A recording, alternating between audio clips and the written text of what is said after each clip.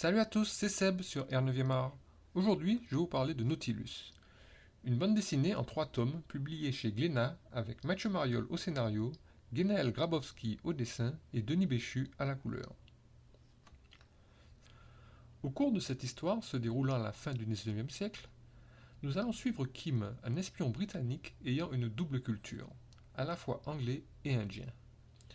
Ce dernier va être accusé à tort d'avoir coulé un navire au large du port de Bombay pour déclencher une guerre contre la Russie.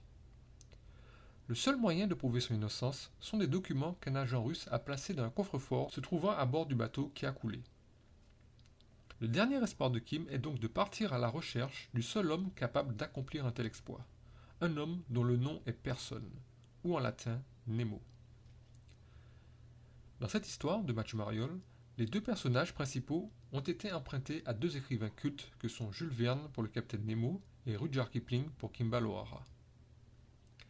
Nous assistons donc au cours du récit à l'opposition entre Kim, un espion perdu entre ses deux racines, que sont l'Inde et le Royaume-Uni, et qui cherche à tout prix à éviter la guerre, et Nemo, un prince indien qui a abandonné son nom et de ce fait son identité afin d'être libre de mener son combat. Une opposition que nous suivons tout au long de ce récit que je trouve très bien illustré. Mention spéciale pour le style du Nautilus que je trouve sublime. Voilà, merci beaucoup de m'avoir écouté jusqu'au bout. N'hésitez pas à me dire ce que vous en avez pensé en commentaire.